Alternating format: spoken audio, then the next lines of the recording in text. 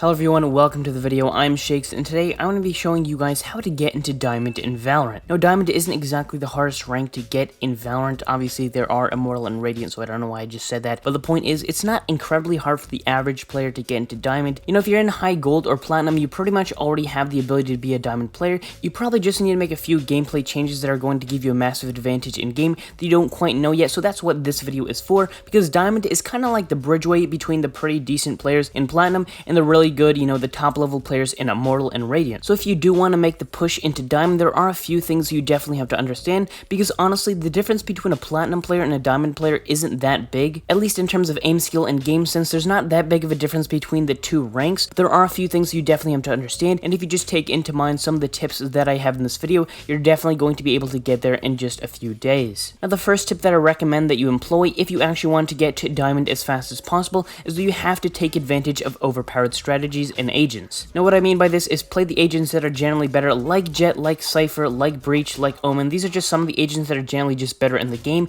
and if you use them, you're generally going to be providing a little bit more for your team because you're going to be playing generally better agents. Not only should you be picking up overpowered agents, but you should also be picking up overpowered weapons. Like the Operator, for example. The Operator in its current state is very, very powerful, and a lot of people have asked for it to get changed, but as long as it's not changed, you're going to want to be using the Operator as much as possible, just because, especially at the Diamond rank, it's one of the easiest ways to consistently get frags and kills without having to do that much effort or have that much more skill than the enemy players. The Operator is one example. You're going to want to have some practice with that gun because it is currently overpowered in the meta, but also try out different weapons like the Judge, which is also very, very powerful, especially at holding tight corners, and pretty much just any weapon that is overpowered or considered unfun or unfair to play against by the community. Any weapon that is considered unfun to play against is probably unfun to play against because it's very, very powerful. Same thing with the Shorty. Everybody used to hate that weapon. It did get a little bit of a nerf, so it is a little bit worse now, but it still is very, very powerful, especially at holding tight corners. So pretty much any weapon that people hate to fight against, you're going to want to be picking up those weapons. Why? Because they're just more powerful. That's the reason people hate them. You aren't here to make friends with the enemy team. You're not trying to have the most fair game possible. You're trying to win the match, and if you're trying to win the match every single time in competitive, you're going to want to give yourself whatever advantages you can get. So try to play the Jets and the Cyphers, and try to use weapons like the Operator and the Judge just to give yourself a little bit of an advantage. Now that we got that out of the way, the next thing you're going to want to know is you should always warm up before your matches. If the first thing you do once you open up the game is jump directly into competitive, you're probably doing it wrong. You should be jumping into deathmatch or the firing range or even unrated if you want to, just to make sure you can warm up your aim before you play in competitive, because the thing is, at Diamond level and above,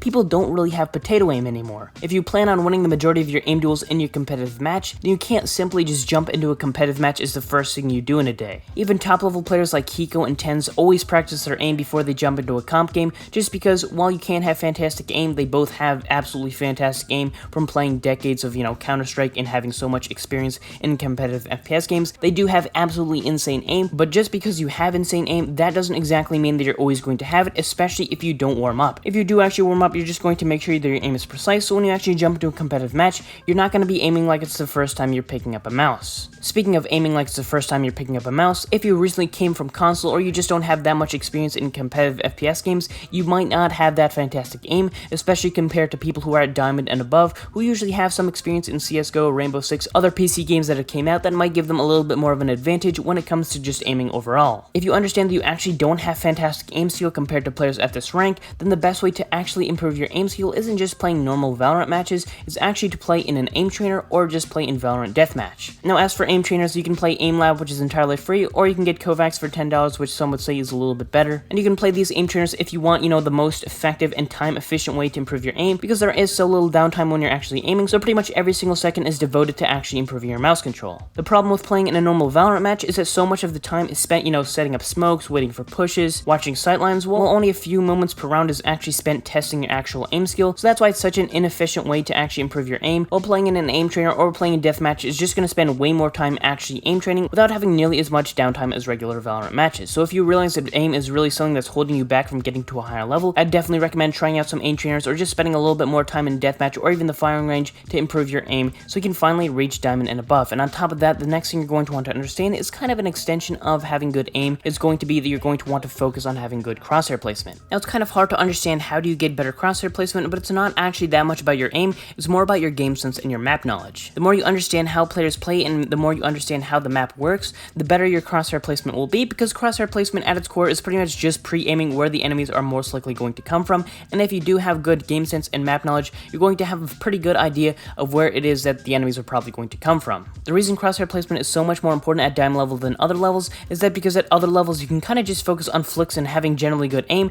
to get you to a higher level and to be able to win most aim duels. At diamond and above, people don't really have potato aim, which means you actually have to have good crosshair placement, so the second they peek out, you're going to have a major advantage by already having your crosshair on them. You can't just focus on flicks like you can at gold, or most players don't have very good crosshair placement or aim, so you can kind of just, win most aim duels off of just having good aim. At diamond level, you can have pretty good aim, but if you don't have good crosshair placement, you're going to get destroyed, because people can kill you instantly the second they peek out, because all of them almost always have pretty decent game sense and aim, so if you don't have good crosshair placement, you're just going to be losing a lot more duels than winning. Now the next tip is pretty much just going to be that you're going to want to focus on maximizing utility usage, which is kind of a topic that isn't talked about that much because a lot of people don't understand that's what's holding them back. Utility, or pretty much your abilities as it's called, are incredibly powerful in Valorant, and if you just understand how to properly use them, especially with some of the better agents like Breach, you can give you and your team such a big advantage when pushing into sites, or when defending a sites, or when doing pretty much anything, just because the abilities in this game have such power over, if you're pushing, if you're defending, they give you a massive advantage or disadvantage if you use them wrong in fights, and if you just kind of master how to use utility, you're going to be so much more powerful. Now this ties in with my first tip because, as I said before, you're going to want to use people like Jet, like Cypher, like Breach, who are known to have very powerful abilities, and if you understand how to use them and you use them properly and you maximize your utility with them,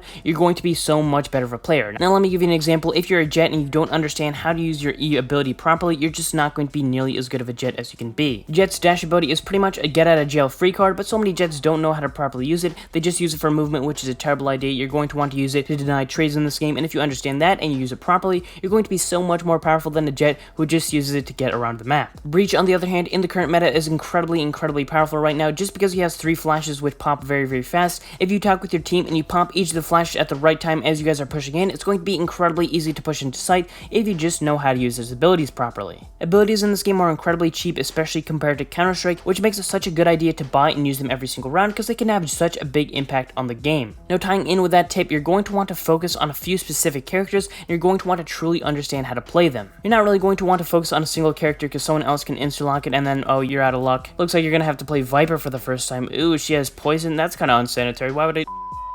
The point is, you're going to want to have a small group of agents that you can play, and just make sure they aren't all duelists, or aren't all sentinels, or just aren't all of one type, because you're going to want to be able to play, a smoker if your team doesn't have any smokers, a duelist if your team doesn't have any duelists. That's never going to happen. You're always going to have an insta-lock Jet, a sentinel if you guys don't have a sentinel, so just try to build a solid understanding of one of each of the type of agents. So maybe understanding, Cypher, maybe Phoenix, maybe Breach, maybe understand Brimstone. Just have one of each type, so whatever the scenario calls, whatever team comp your team has, you're going to always be able to fill, and always going to be able to be good with them. Now if you really want to be able to get into Diamond, for the agents that you choose, I'd recommend watching guides and just watching pro players play them so you understand how to properly play them. Watch my Phoenix guide and my Jet guide, they're pretty solid. Don't watch my Arena one, it's a bit outdated and it's terrible. The point is, whatever agents you're going to be picking, make sure you actually understand them and not just be able to use them competently, but good enough that you can carry with pretty much any role, because honestly, you can carry with Duelist, you can carry with Sentinel, you can carry with Initiator, with pretty much any of them. If you fully understand how to use Breach, you can instantly push your team into a site. As Cypher, you can easily hold down a site yourself. Each of the agent types in this game have their own carry potential, so if you just have a wide understanding of the agents, and you have a small select group of agents that you've mastered, you're always going to be able to play an agent you're comfortable with, and one that you can carry with. And within that same tip, make sure you're always trying to push for having a good team comp. If you guys have an insta-lock Jet and an insta-lock Reyna,